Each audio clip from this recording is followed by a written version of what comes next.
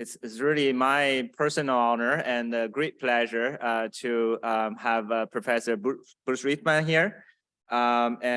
Bruce is a Regents Professor of Environmental Engineering and the Director of the Biodesign Swette Center for Environmental Biotechnology at Arizona State University. His research focused on the science and the engineering needed to manage microbial communities to provide service to society. Think about our unofficial model of in service of humanity, right? So that's exactly what Bruce is doing using his science and technology. If I had to say, Bruce is probably the most decorated environmental engineering professor for generation years, and it's always my personal inspiration. He is a member of National Academy of Engineering, a fellow of AAAS, WEF, I guess, Water Environment Federation, International Water Association, American Association of Environmental Engineering Science and Professors, National Academy of Innovators, a distinguished member of American Society of Civil Engineers. He was awarded many very prestigious prizes. The first Clark's Prize winner, and Huber Prize, and also most recently, he won the what we call Nobel Prize of Water, called Stockholm Water Prize. It's really the highest honor you can get for a water person.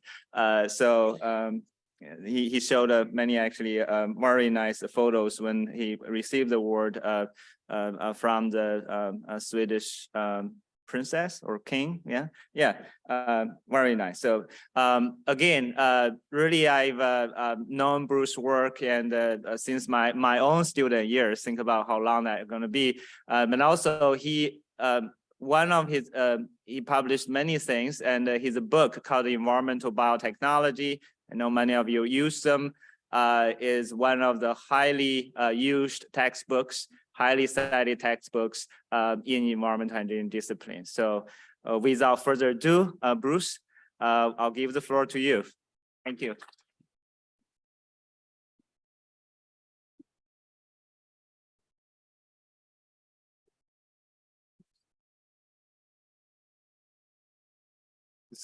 This is the hardest part, getting the microphone on. I think I'm going to get it here. Okay. All right. First of all, is the microphone working? Yes. Okay.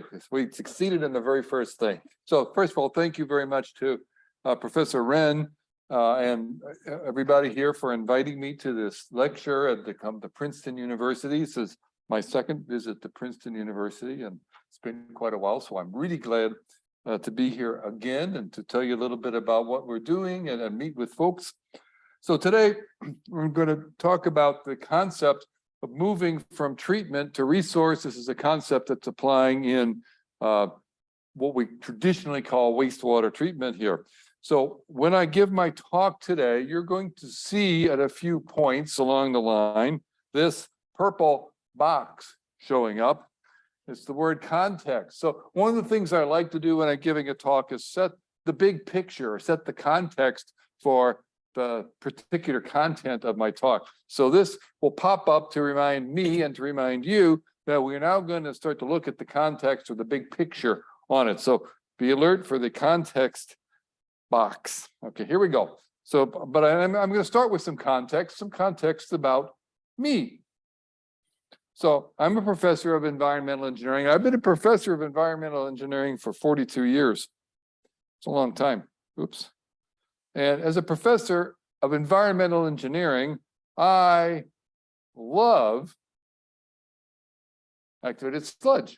I really love activated sludge. Now, why do I like activated sludge? Well, there are two reasons I love activated sludge. Reason number one, it can do so many things. Now, keep in mind, the 2014 was the official 100-year anniversary of the invention of activated sludge. And so this is a process that has existed worldwide for more than 100 years. It's now 108 years. on it. And so if something is in practice for 108 years, it must be doing something right. So one of the reasons I really like activated sludge is it can do many things. And I'm going to show you a little list of happy things that activated sludge can do for us. Removes BOD, it can do nitrification and also total N removal. We can do phosphorus removal. We can biodegrade micropollutants. So these are all really good things that the process can do. It's very flexible. These are reasons why it's in practice worldwide for more than 100 years. Now, the second reason I really love activated sludge is it has many fun challenges, AKA problems, things that go wrong with activated sludge and need the attention of someone like me as a researcher or a consultant to fix it. And so here's a little list of some of the things that go wrong or the fun challenges of activated sludge. And I'm not going to read the whole list to you, but you probably recognize most of them, particularly things like sludge bulking and loss of nitrification. And so there are lots of big problems in activated sludge. Okay, so we got, it does a lot of great things. It's got a lot of fun challenges on it. But despite the fact that I love activated sludge for those reasons, there's a big problem with activated sludge, a huge problem with activated sludge. And that activated sludge is a giant energy consumer, a huge energy consumer. And it's also a big generator of waste biosolids, all the wasted solids. Something has to be done with them. And because of these two things, it's a huge economic burden to those who have the process and operate the process. So it costs society a lot of money to operate, build and operate activated sludge. So, oh, and finally, because it's such a big energy consumer, it's also a big producer of greenhouse gases, particularly CO2, and other ones too, but CO2 for sure. And so it's got a lot of environmental problems, economic problems, big, what we'll call social problems, big social problems. So activated sludge is a problem. It's a big problem. Now, the irony of all of this is that wastewaters have a lot of valuable resources. I'll tell you what those resources are in the next slide. But whatever those resources are, what activated sludge does now, and it does this really well, is it takes all those valuable resources and tosses them away, puts them right into the metaphorical trash can. And as I've just pointed out, it's expensive. So this is an expensive way to throw away valuable resources. And so we as a society need to be moving towards recovering resources, circular economy, and all those good things. And so we need to be moving away from this costly resource squandering process to something that is actually going to be the opposite. It's going to be not so expensive. It's going to be resource generating. Now, what are those resources that are in the wastewaters that we normally treat?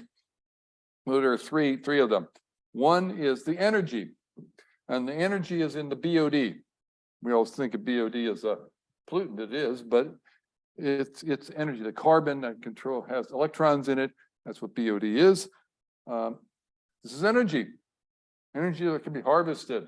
So the BOD is energy. And then the nitrogen and the phosphorus in them are nutrients. This is what we use in agriculture to grow our food. Another really valuable resource.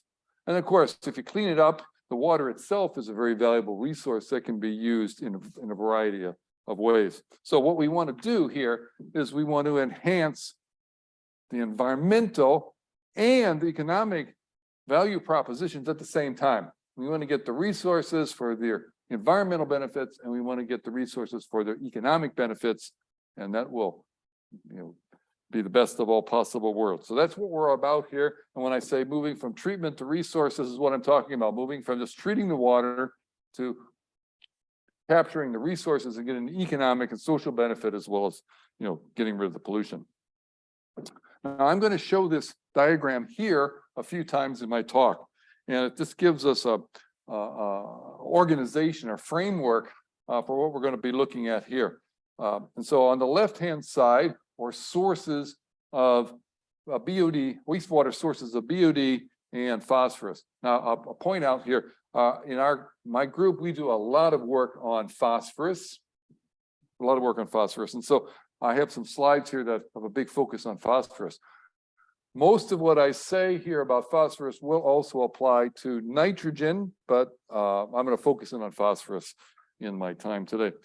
So we have BOD, that's the energy, and we have phosphorus, that's a nutrient on it. And so on the left-hand column, you'll see that there are three categories that have BOD and phosphorus in different combinations. The top one is really high strength waste, things like animal waste or food waste. They have a lot of BOD and a lot of phosphorus. And the middle one, what are sort of medium strength ones that have medium phosphorus and BOD. The most common example would be domestic sewage. And then down at the bottom, there's the low P and the low BOD. This would be things like runoff from agricultural fields, essentially no BOD and a small amount of phosphorus, but big flow. Okay, so what we're going, this is our framework on the left side. Then in the middle, we're going to talk about conversions or capturing the resources. And so we're going to focus today on the middle box on the left side, and we're going to start off looking at this conversion here to the energy output. So we're going to first focus on the BOD and capturing the BOD as some good energy output like methane gas or hydrogen gas. So that's where our beginning on it. So here we go. What I'm going to tell you about today is direct anaerobic treatment of wastewater. And I'm going to focus in on domestic wastewater because that's a big challenge on it, and it's a place where we can do it now, but it's a real challenge. And I want to make sure you understand, when I say direct treatment of wastewater, I do not mean treating the wastewater with, say, activated sludge and putting the waste solids into an anaerobic digester. No, that's indirect. I mean is directly treating the wastewater with an anaerobic process. No aerobic treatment. No aerobic treatment. Got that? No aerobic treatment. Zero. Only anaerobic. And we're going to do this not only to treat the water, but to do resource recovery. Now, there are two main options for doing this. I'll talk about both of them today in brief so you see the context for it. One is methanogenesis. We're going to convert the BOD to methane gas. We know how to use that. It's natural gas. Very mature technology. Methanogenesis in general is mature. And then the other one is microbial electrochemical cells, where we can make things like hydrogen or hydrogen peroxide or some other valuable materials in emerging technology. So I'm going to come back and talk about both of these and give you the context for them. But before I do that, I want to take you back to 1985. Most of you in this room were not alive in 1985. I'm not going to ask the people who were alive to raise your hands. No, I didn't do that. I was alive, but so I was invited to give a talk at a special conference organized by Michael Switzenbaum at the University of Massachusetts Amherst. You old timers will recognize the name Michael Switzenbaum. And Mike Switzenbaum in 1985 organized the conference with the theme of, should we do direct anaerobic treatment of wastewater? And he invited me to give a talk, you know, from my perspective. And I gave a talk from my perspective. And my perspective was, this is a waste of time. We shouldn't be doing anaerobic treatment of wastewater. There are so many problems that we aren't going to overcome. So let's not waste our time on something that's not going to work. And the slide with these 5 bullets are the themes of my presentation in 1985, why we should not do direct anaerobic treatment. Slow-growing methanogens, inadequate effluent quality, dissolved methane, sulfate reduction, minimal nitrogen and phosphorus removals. Now, I'm going to go through most of these today, and I'm going to tell you why I was wrong. I was completely wrong in 1985, not because I was stupid or something back then, but because technology has changed. We now have new technologies that overcome these problems. Okay. And so no longer is it impossible because of these things, because we can overcome all the problems that are listed here. And I'm now going to go through why and how, with our new advances in technology, we can actually do what I said in 1985 was impossible. So that's the context. That's the context, 1985 versus 2022. I'm going to begin by talking about the first two problems of it, and that is slow growing methanogens. You've got to retain them, you can't let them out, and then inadequate effluent quality. And this has been overcome, these two challenges have been overcome by the advent of membrane bioreactors. And this is where we use a solid separation membrane to hold in all the biomass, instead of, say, a settling tank. Aerobic MBRs have been around since around 1990, and they're quite used worldwide. What I'm going to talk about here are anaerobic membrane bioreactors, which are completely anaerobic, and they produce methane. So the anaerobic MBR is simply an adaptation or a transformation of the now quite mature aerobic MBR technology. That's good. That's an enablement. And what we're going to do by going anaerobic is we're going to take this energy hog, this aerobic MBR energy hog, and we're going to turn it into an energy producer generating methane here. And the good news is that we now know it works. And this is commercialized technology out there, and there's some really good ways of doing it on it. And it's one of the research areas in our research and development areas in our center as well. So I'm not going to give you a long history of anaerobic MBRs. I'm just going to show you one I really like. This is one I really like on it. And so this is the staged anaerobic fluidized MBR, the SAF MBR. This was developed jointly by Professor Perry McCarty and Jae-ho Bae at Inha University in Korea. And it's a two-stage process here.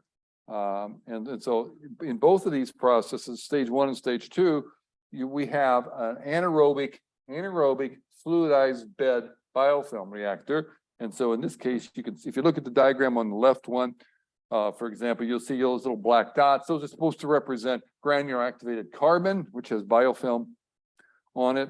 And it's anaerobic, it's converting the BOD to methane. And its effluent then goes to a second anaerobic fluidized bed reactor, again with granular activated carbon. But in the second stage, you'll see in the middle that gray thing, these are our membrane modules, And so we, the second stage has the membrane. It keeps everything, all the solids, all the biomass, everything gets kept in. So you can't lose your slow growing biomass. Plus you don't have any solids coming out. So these things really stabilize and improve the performance on them. And I'm going to say one more thing. If you know a little bit about membrane bioreactors, you know that the biggest problem, operational problem on MBRs is membrane fouling. And in aerobic systems, what they do is they do what they call coarse bubble aeration right under the membranes, and that shakes everything up and kind of keeps the scours off the cake of solids and allows them to function okay. Here, in this second stage of the SAF MBR, the granular activated carbon is fluidized, it's moving around, and it's bumping up against the membrane, and it's scouring the membrane and keeping it clean. So they operate these things for a long time, years, without having to clean the membranes, because the GAC and with the biofilm on it is doing that natural scouring. So it's a really great thing. This is why I really like this one so much. Okay, so here are some pictures of one of the pilots that they did in South Korea. The left-hand picture is of the first stage, just the fluidized bed. And then the right-hand pictures are two variations on the second stage with the membranes. One of them had flat sheet membranes and the other one had hollow fiber membranes. They tried it both, they both worked. And so these are what they look like in the first stage and then in the second stage. So they operated this thing for about 2 years in the field with real wastewater, and it worked really quite well. And I'm going to show you just a little bit of results to document what I said. So the wastewater characteristics was pretty typical primary effluent and a COD of 300 milligrams per liter, BOD 160. Now, what's really important here are the detention times, which are pretty short. So the first stage, the AF fluidized bed reactor, only detention time of 2 hours. In the second stage, they varied the detention time, but it ranged from 2.6 to 4.8 hours. So you can see the total detention time was somewhere between 4.6 and 6.8 hours. So this is not a very big process. It's quite compact. It's quite compact. Okay, so they operated this real wastewater for almost 2 years. And here is just one of the results. They have many good results. I'm just showing you one of the good results. So here is the BOD 5 over almost 2 years of operation. And the temperature, of course, was all the seasons. It was really cold, 8 degrees C in the winter, and it got really quite warm in the summer, up to 32. So they had the whole range of temperatures, and they got really ended up getting really good performance. So you see here in the first 100 days, this is when the biofilms are really getting growing. And after a while, they got a really nice biofilm. And then after about 100 days, the BOD went down and down and down and down. Their long-term operation had BODs less than 10 milligrams per liter, sometimes less than 5 milligrams per liter. So this is better. This is better than you can get with activated sludge. You're never going to get consistent 5 to 10 milligrams per liter activated sludge. And they were getting this consistently for a long period of time. So effluent quality is no problem. And there are no suspended solids at all in the effluent because, well, it's got a membrane. So really great effluent quality, retained the biomass. It was very stable. So this addresses those first 2 bullets in my 1985 list. So now let's go down the list. Bullets 1 and 2 are taken care of. How about bullet number 3, dissolved methane? And I pointed this out in 1985 that, if you're generating methane, you've got a headspace with methane in it, you're going to have some methane in the water at roughly at equilibrium. And it can be a sizable concentration. And we can't let that methane go. On the one hand, that methane is money. It's renewable energy and therefore money. So you don't want to lose your valuable methane that you have, worked so hard that the microorganisms produce. And second, it's a very potent greenhouse gas, so you definitely can't just let it go. So we must recover that dissolved methane. So Professors McCarty and Bay looked at this issue, and here is a COD mass balance for their domestic wastewater processing here. And I want you to notice here the biggest piece of the pie is dissolved methane. More COD goes to dissolved methane than anywhere. So if you're trying to recover the energy value, you better get that methane. If you just relied on the bubbles out in the gas, you're not going to get the money you need. So, so you've got to capture it. Now, I should point out, just for context, if we were dealing with a much higher strength wastewater, and you think about industrial wastewater or food processing wastewater, something like this, which had a much higher influence COD, that proportion in dissolved methane would shrink and shrink and shrink and shrink. In fact, if you get maybe 5,000 milligrams per liter COD going in, it's just tiny. But on absolute terms, it's still a lot of methane, so we still want to capture it. Now, the good news is that it's now pretty easy to recover the methane. And this is a schematic of the industrial gas transfer contactor. These are membrane processes, and you basically transfer the methane from the liquid into a gas phase in the membranes, and you can remove it. This is probably a picture from 3M, although I'm not completely sure about the source of this one. But so 3M, for example, makes these. It's commercially available. They're not particularly expensive to buy. They're not expensive to operate, and you can get at least 90% recovery of the dissolved methane from them. So the dissolved methane problem now is also solved by a different kind of membrane process. All right, now I'm going to shift. I'm going to get back to that list of the 1985 problems, but I'm going to shift to focus here a little bit to another way to recover the energy value of the BOD in the water, and that's the microbial electrochemical cells, or MXCs. And here we're going to use microorganisms that are able to oxidize organic material and respire the electrons to an anode and of a fuel cell platform, and the electrons go into the anode and then through a circuit over the cathode. We do something good. We do something good with those electrons when they make it over to the cathode. So let me first say a little bit about anode respiring bacteria, or ARB. They will take simple organics like acetate here, and they will oxidize them. And you can see they're oxidized. They're producing 8 electrons and 8 protons.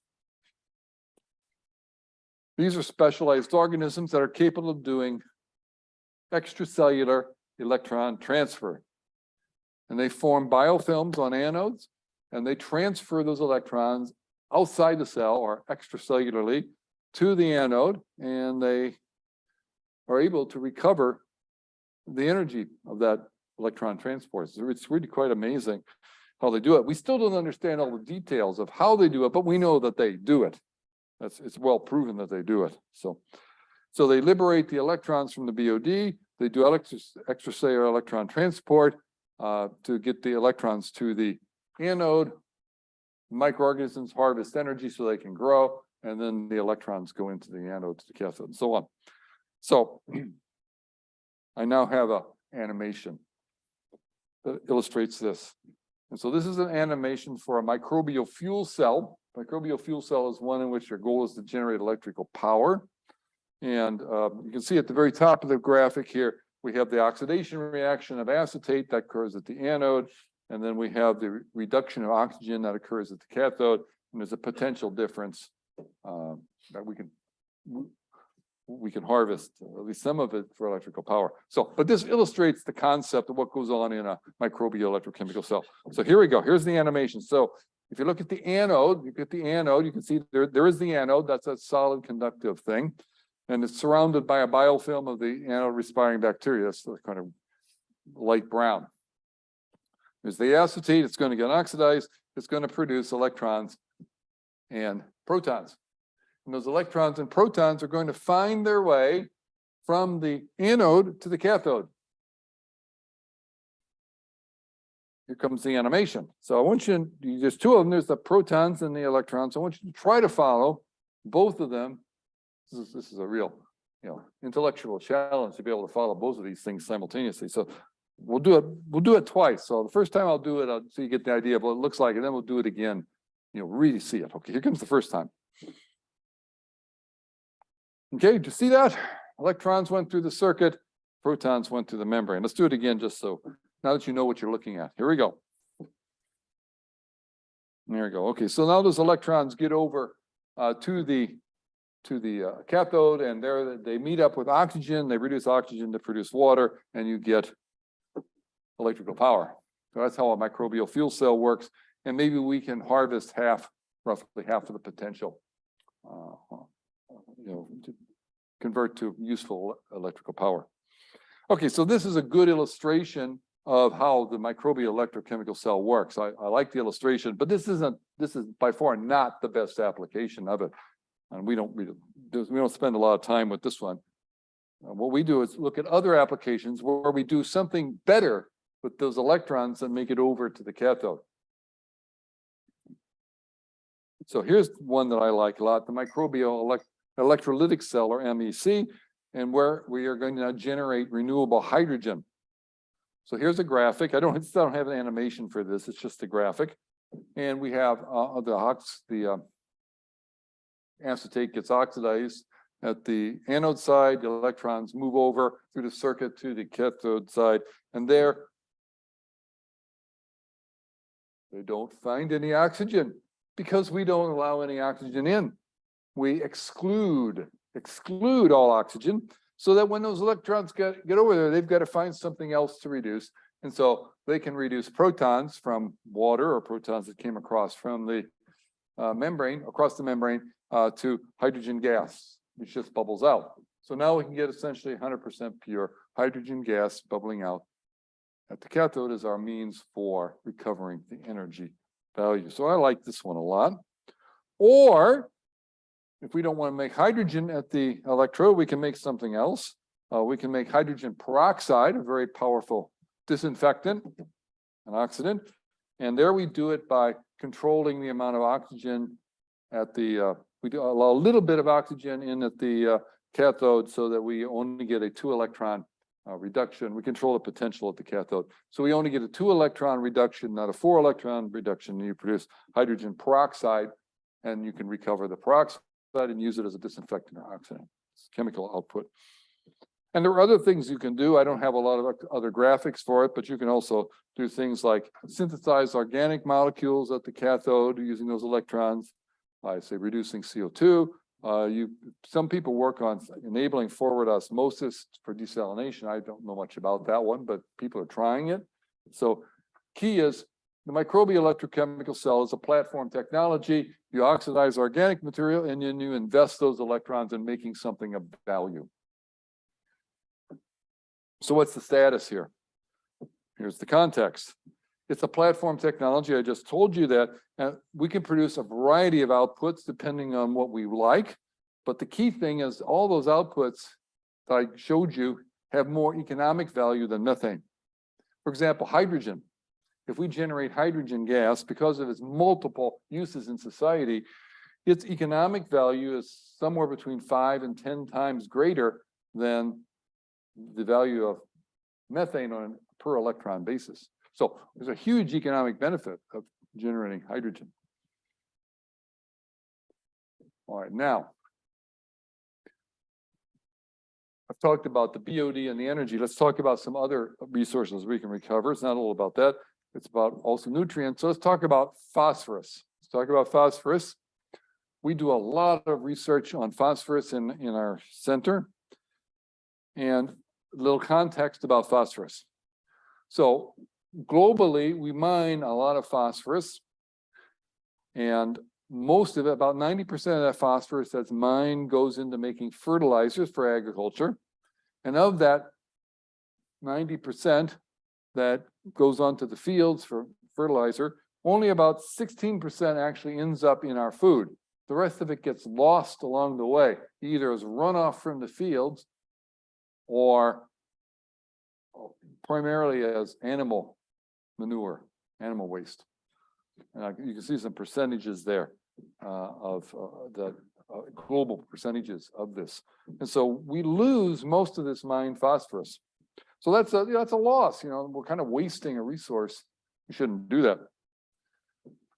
Now, phosphorus mining is major phosphorus mines are in only 5 countries in the world. That's a potential geopolitical problem. Like 75% of the known phosphorus reserves are in Morocco. Yeah. The United States is in the top 5, but we're like number 5. So, but the very important thing you should understand here is that there are some geopolitical risks of mined phosphorus, but the truth is we have a lot of phosphorus reserves. The world is not going to run out of phosphorus. No way.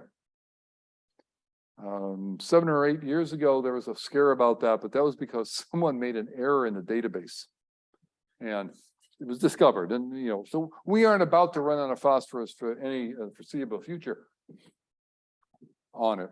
So that's important to know. However, we will gradually run out of the most accessible, cheapest phosphorus, and the price will go up because we'll have to do more difficult sources.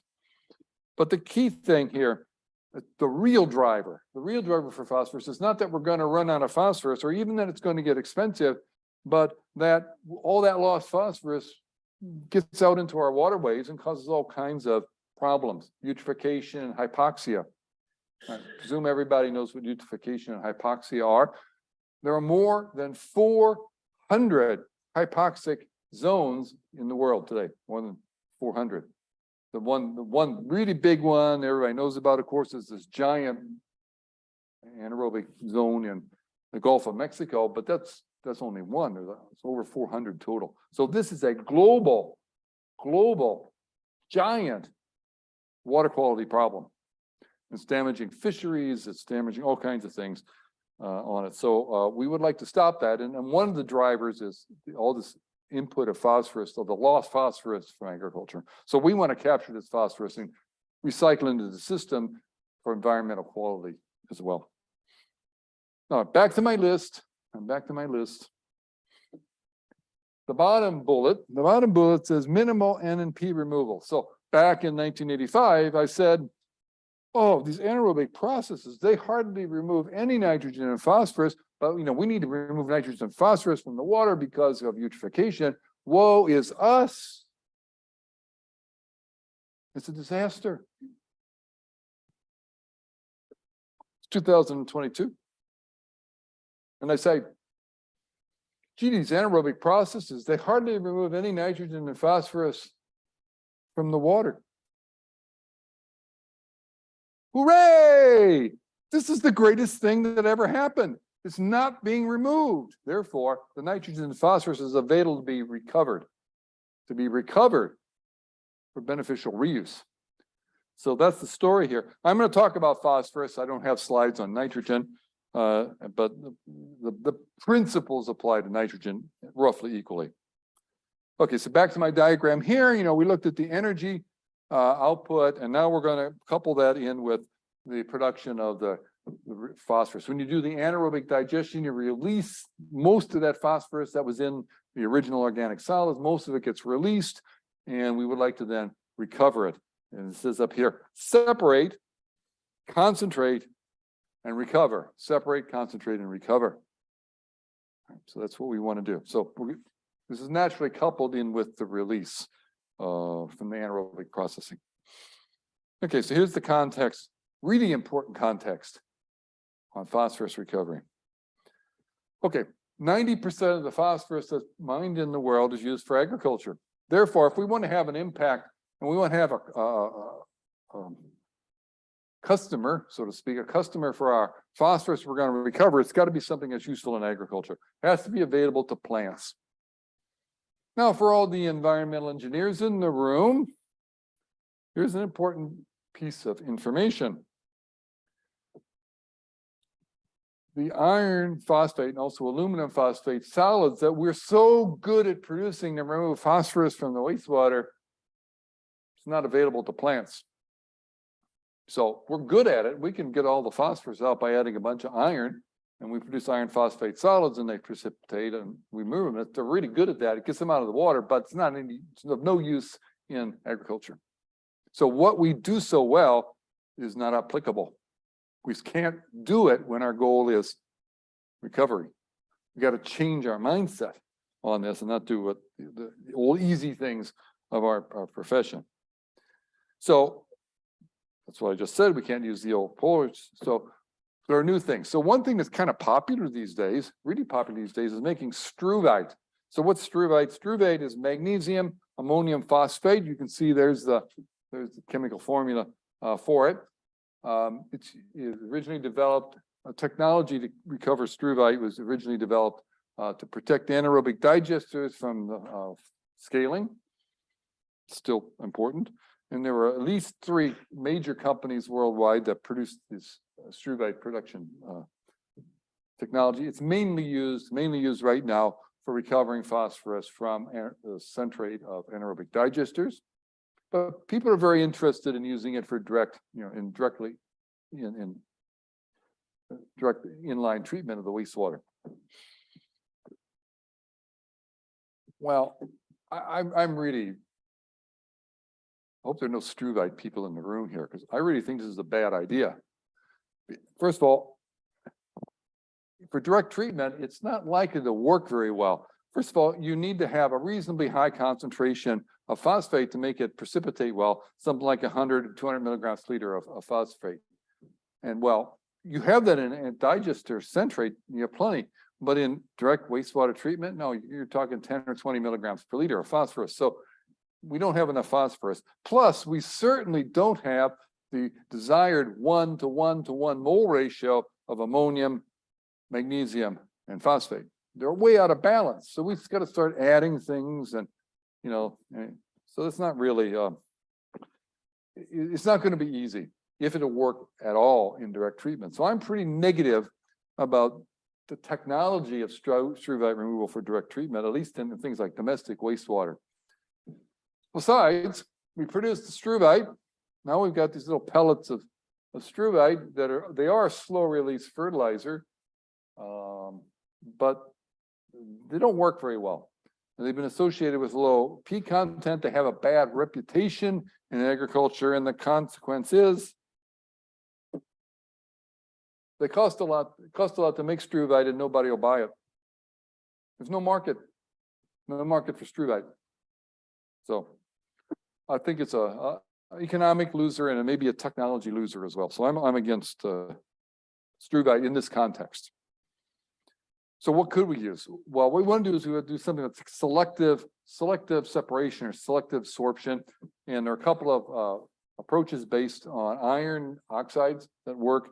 And the one that's pretty nice here that works, we know works, is the hybrid ion exchangers. This one called PhosX was developed at Lehigh University.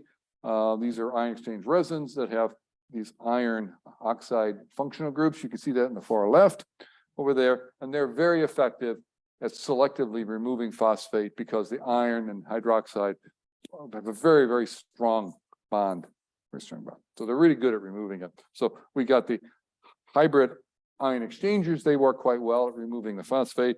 And another one that I kind of think is clever is the Blue Pro, where they actually coat these iron oxides on sand grains, and then you run the water through the filter with sand grains with this, and you can see you have the iron sand grains, you can see the iron, and you can see the phosphate absorbs where the iron is. So these work very well. This is again full scale technology. So we have these work. So let's look at context again for these kind of selective P removal things. So first of all, it really links well to anaerobic treatment because we're going to leave most of the phosphorus in the water, and we should be able to absorb it, at least the phosphate anyway. So it's promising concept, and it's commercially available. I showed you two examples of commercially available systems. That's good. But then in red letters, these are the danger ones. Those two systems were designed for phosphorus removal. They weren't designed for phosphorus recovery. And so what happens is they're really good at getting the phosphorus out of the water, but it's not so easy to get the phosphorus back off of those things for us to recover it. In fact, we did a study, we took some biomass, we digested it, and we exposed it to these kind of resins, the first type of resins. They work great. We got up on virtually 100% of the phosphate out, and we recovered about 50% of that. So we can only get about a 50% recovery. So the manufacturers of these things would be wise, in my opinion, to make them a little less strongly absorbing so we can get the phosphorus off and recover. And finally, they have to work in biological effluents, which means that the phosphorus may not be actually phosphate. It's probably some kind of organic phosphorus, or some of it is. And we have a big research project on this topic, figuring out what is actually the speciation of the phosphorus. Okay, and I'm getting almost to the end of my talk, almost to the end. And so I'm going to have some take-home lessons of the main messages so far. One, we can convert the BOD to methane, hydrogen gas, some other things that are valuable. That's with anaerobic treatment, either anaerobic digestion, anaerobic methanogenic treatment or microbial electrochemical cells. The methanogenesis is very mature. And now that we have the development of anaerobic AnMBRs, we can actually implement the technology in a practical way. And I showed you the SAF MBR, which is my favorite one of the ones that are out there. Microbial electrochemical cells can produce other outputs with the electrons that make it over to the cathode. Some of these are of high economic value. I love this technology. It's a major research effort in our center. And of course, you have one of the world leaders here, and Professor Wren, who's a big name in the field of microbial electrochemistry research. So high output values, but it's not a mature technology. We're still quite some years away from having this at the commercial scale. We can also capture the phosphorus. I talked about it. We can also capture the nitrogen. I didn't talk about it. The key is we got to capture the phosphorus in a form that can be used in agriculture. That will not be our traditional iron or aluminum phosphate precipitation here. Methods are available like the the phosphorus selective ion exchangers, but they're too good. They're too good. We need to get them to ease up a little bit so we can actually get the phosphate off and recover it. Now I'm at the very end. This is my last thought. My last thought. The past and the future. What's the past? The past is activated sludge. And as I explained to you earlier, it's a very expensive way to squander our valuable resources. Now, for those of you who are not native English speakers, squander is a good word to look up. It means to waste, to throw away. But squander really sounds great, so look it up, use it. The future, what I call the resource factory. We're going to take our wastewater and we're going to recover as much value as we can out of it. BOD gives us energy, we have nutrients, and we can, of course, we get clean water. That's really useful too. So here is a graphic from a paper that I published with a couple of co-authors in Nature on the resource factory.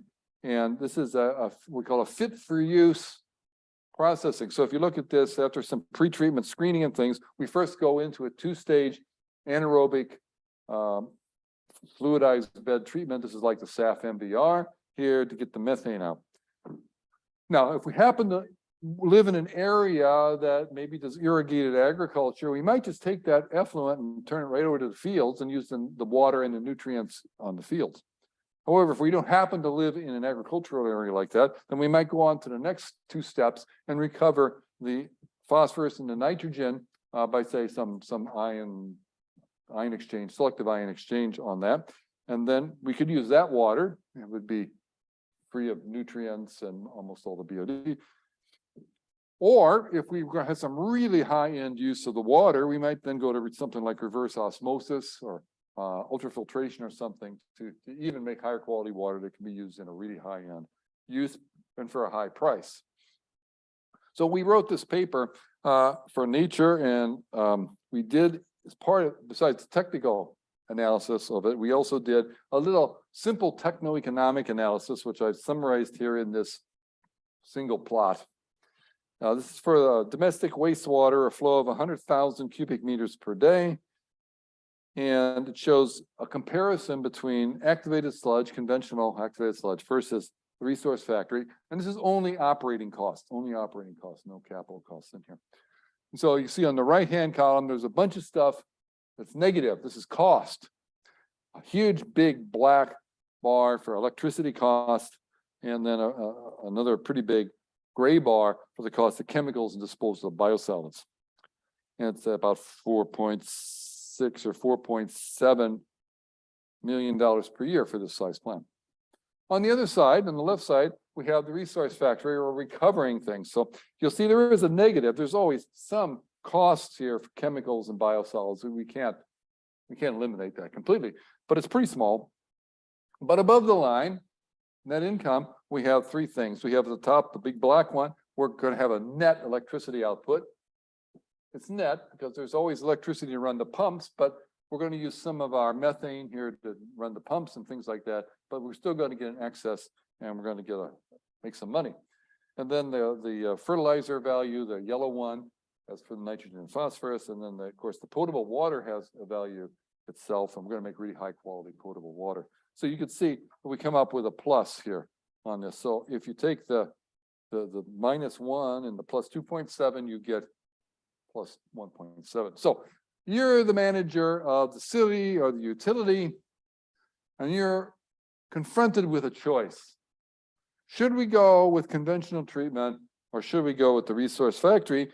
And your choice boils down to, should we make $1.7 million per year profit, or should we pay out $4.6 million per year?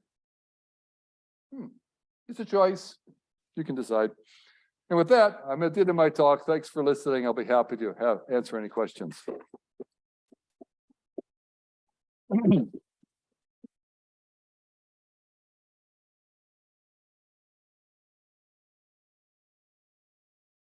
Well, thank you so much for the very, awesome future. You got a question on you first?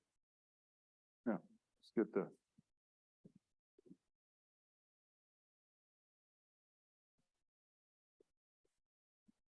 Thank you, Bruce. I enjoyed the talk. Just a question about irrigation. You mentioned it at the end. How worried should we be about also bringing bad stuff to the field? And I'm very worried about the quality. We talked about phytoremediation earlier in this morning. So it's not just nutrients, it's not just water, but also probably bad stuff. There are other things in the water. So here, if we take this bottom first path, we go up the irrigation water, remove the BOD. So then the question is, what about those things we're worried about? What about metals? What about pharmaceuticals, for example? And yeah, this is a big issue. This, of course, would be a big issue if we were doing something else. If you were doing conventional activated sludge, you have the same issue. So this doesn't really change our attention to it. A lot of those materials are going to end up in the solids. There will be some solids that are produced here. They'll have to be sent away on it. So, in fact, you can see it. Okay, actually, I didn't talk about this one. Yeah. There will be some solids in the little diagram. We said we'll do thermal processing and we'll use as a soil amount. That's actually where most of the bad actors are going to end up. And so if we're really concerned about health or ecosystem hazards from metals or pharmaceuticals, it would probably be that stuff that's going down that bottom to the left. And because most of those end up in the solids. But we should certainly be looking at those things for the water, particularly if we're putting it on fields where you're having edible foods, maybe not cotton, but vegetables or something like that. This one over there.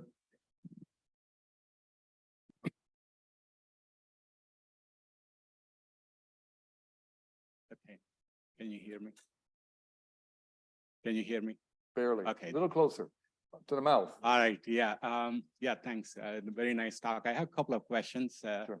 First thing is related to the trace metals and pharmaceuticals you mentioned. So some of these soluble ions go with the phosphate and nitrogen species and then go into the water. So that could be a concern. Yes. And the second thing is related to the removal of phosphorus using iron oxides or something like resins you mentioned. So why not use calcium carbonate like limestone or something like that, which also absorbs phosphorus really nicely? Yeah. Okay, that's a good question. So the first one, again, it's about pharmaceuticals and metals. And yes, if they get out of the anaerobic biological process into the next one, they might be removed along with phosphorus and nitrogen, I think. So if I were in the fertilizer business, I'd be paying a lot of attention to that question. What else is coming along besides phosphorus or nitrogen on that? And we just don't know that. People haven't been working enough on these recovery techniques to say, we know exactly what's in there with it. And so, but it's just something we have to look at. So you're on target Yeah, with one example is like cadmium and lead, they go with phosphate and they stick to whatever the resin we use. So that could be a potential problem. Yeah, you're right. I 100% agree. And we're starting to work on this. Your second question was about, just give me a word. Using Lime, yeah, lime, calcium carbonate, calcium phosphate. Yeah, we could, I mean, in the environmental engineering business now, occasionally people will actually precipitate out the phosphate as some kind of calcium phosphate solid. So it can be done. It's not as common, but it also works. That's all I know. What I want to do is get something that's pretty selective. I really want something that's selective, and that's why I'm focusing in on these absorbers that we know are selective, because I want to get as much of the other stuff away and get this as concentrated as possible. But we have to look at the other things. So I will say one more comment on this. I'm part of a science and tech NSF sponsored Science and Technology Center called Science and Technology of Enhanced Phosphorus Sustainability Steps. And we are looking at what is the speciation of the phosphorus and what are the recovery methods, and of course, what else is in there. So, it's a huge effort, very interdisciplinary effort, and we're looking at those kind of questions. Okay. Bruce, two questions. Thanks for your talk. Actually, yesterday we finished the activated sludge lectures in my course, and I ended up telling students this, but what I mentioned is that we have wedded to a huge infrastructure in actual activated sludge. It's not easy to get out of that. Yeah. To what degree have people looked at slowly transferring existing plants to energy resources plants? That's one question. Yeah. The other one, I think one of the beauties of activated sludge that you didn't mention, it scales linearly. If I get 10 times the flow, I can get 10 times the size plant, and it works perfectly the same. A microbial electrolysis cells, I cannot build one that's 10 times as big to handle 10. So it's much more challenging. Yes. So, Yeah, I think I'll address the second part first, and that is, scaling, particularly for the microbial electrochemical cells. Yeah, I mean, this is a big challenge of scaling on them, and we haven't got this one solved. It'll be a modular system. We know that it'll be modular. So, but how do you link up these modules and make it technically reliable and cost effective on it? So that's good. Then, but the first question was about replacing all 100+ years of infrastructure. So I've got two thoughts of this. Two thoughts. Thought number one: these anaerobic processes take up a lot less space. They're much smaller. And so if someone says, I'm going to make this transition, and we're going to take out of service our conventional activated sludge plant, we're going to put in, the resource factory here, it'll take up a lot less space. So you're not going to have to expand your process, your plant footprint. You'll actually get smaller. Maybe you can use that extra space for something good on it. So I think that we're not going to be constrained because this is going to take up a lot of space. It'll take up less space. But if you've already got a huge investment made, and you may not want to just throw it away because there is a capital cost. I told you when we did our analysis here, we only dealt with operating costs, and the reason is because every capital cost scenario is different. If you're starting with a brand new, process, there's nothing there, then you could compare that two capital costs. We've done this. We looked at the capital cost for a brand new system, and its capital cost is noticeably less going with the anaerobic treatment than going with, say, an aerobic AnMBR. We've done this.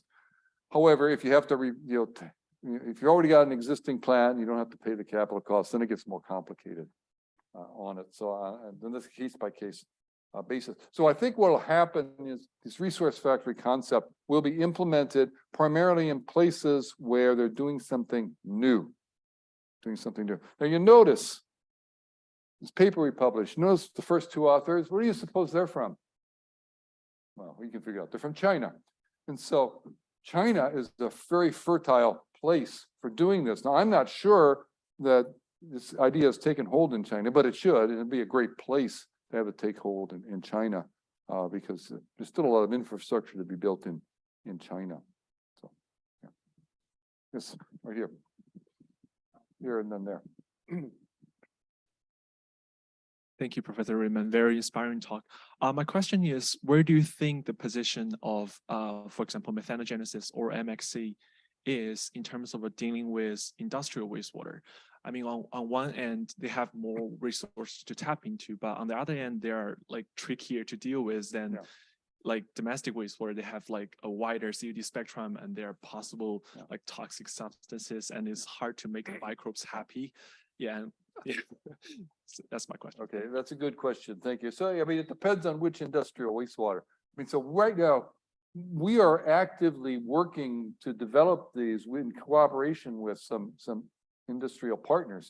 And the two partners that we are working with right now are one, the dairy industry, dairy cows. Okay, so you've got a high strength dairy poop wastewater, and it's pretty simple. It's just the organic stuff that has gone through the cow. So there, you're not going to have hazardous chemicals and all that kind of stuff.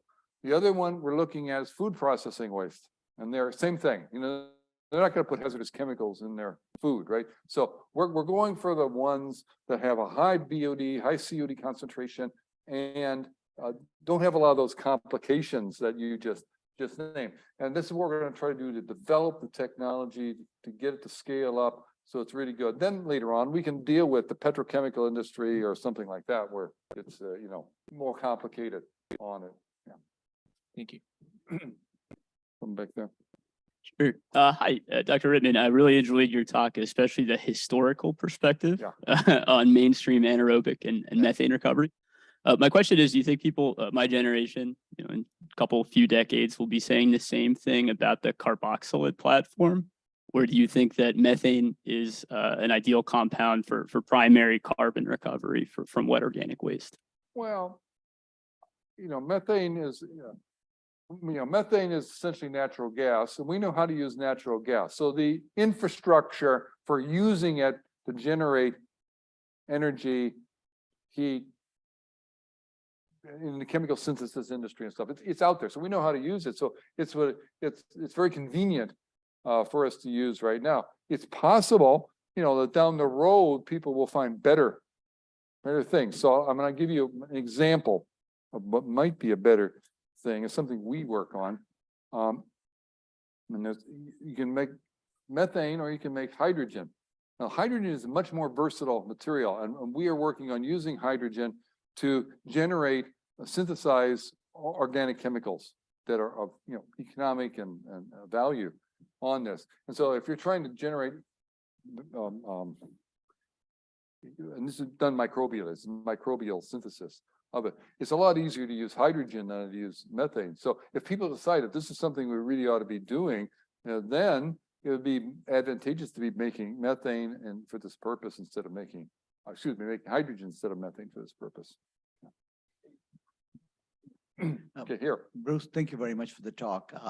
I have a couple of questions. When you go back to your anaerobic MBR slide, if you go back to that slide, or especially the Korean work that was done. Yeah, I'll get back there. When I look at it, there are a whole bunch of blowers I saw in that. Oh, you want the picture? The picture. And what I wanted to understand is, what is the energy consumption of the anaerobic MBR compared to a standard MBR?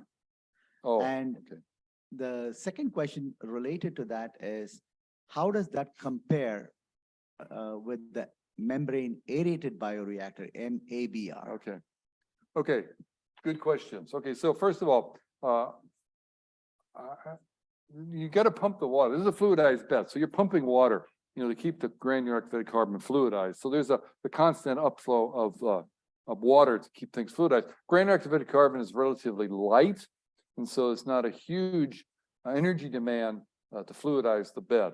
If you use sand or something, it'd be a lot more. So, so the main energy cost for one of these kind of systems is pumping the water. In a fluidized bed, you've got to keep it fluidized. Actually, that's not a very big expense. And I've done the calculations on this, and it's not a big expense. So then the question is, comparing this to an aerobic MBR in terms of energy, was what it was? It's MABR. Yeah, okay, well, there were you asked two questions. First was the MBR and then MABR. Okay, so first let's do the aerobic MBR. So kind of the same concept, except now it's aerobic. And so you've got to be aerating it. And so if you go to the conventional aerobic MBR approach, in which you've got a cassette of membranes into the tank. It's an aerobic tank. You're aerating, you provide oxygen, and you're also aerating to keep those membranes clear. That's a pretty big energy consumer. And so we've done this comparison. We've done techno-economic analysis on this comparison, and it's wildly different. I mean, the energy cost of the aerobic system is pretty high. Aerobic MBR system is pretty high, and of course our energy cost is negative, so we're actually making energy out of it. So you get whether it's you're quantifying it in terms of kilowatt hours, or you're quantifying in terms of dollars. It's tremendously advantageous to the anaerobic system. Now, MABR. Okay, I'm going to define that for the group. MABR, membrane aerated biofilm reactor. Yeah, that may be, I think I got it right. So here what you're doing is you're having a reactor. This is a process in which you're delivering oxygen by diffusion through a gas transfer membrane. And generally used in order to get simultaneous removal of BOD and nitrogen. And it's a tricky process, I think, to do it. So it is a variant on the membrane biofilm reactor, which I invented. It's the membrane biofilm reactor is a reactor where you deliver a substrate that the microorganisms need by diffusion through a membrane, and as a biofilm grows on the membrane. That's what AnMBR is just a particular application of it. I think there is, I've really not studied this very deeply, so I don't know. I'll tell you why in just a minute.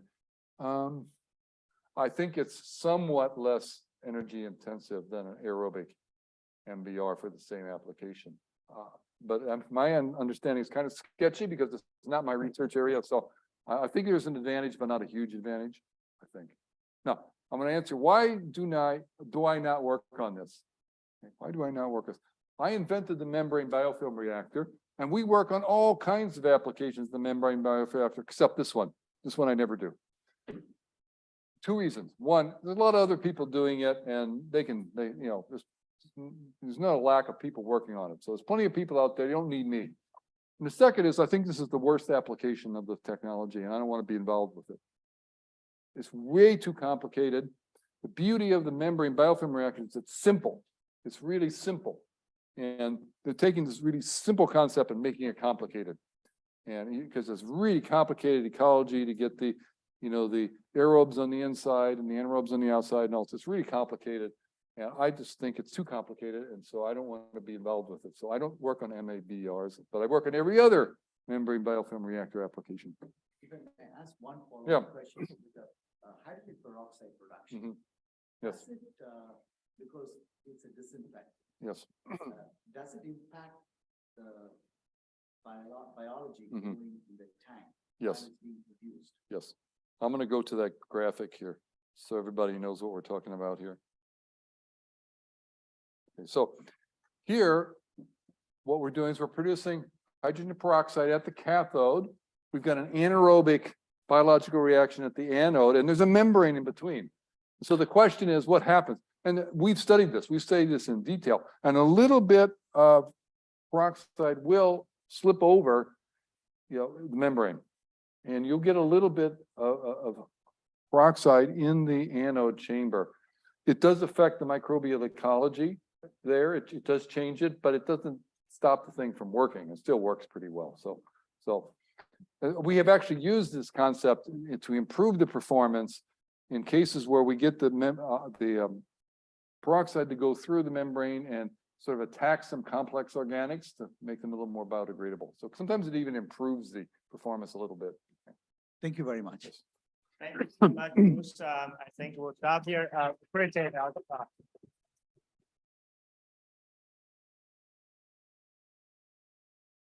And don't forget our next highlights seminar, which is, I can't remember the date. Watch for the email.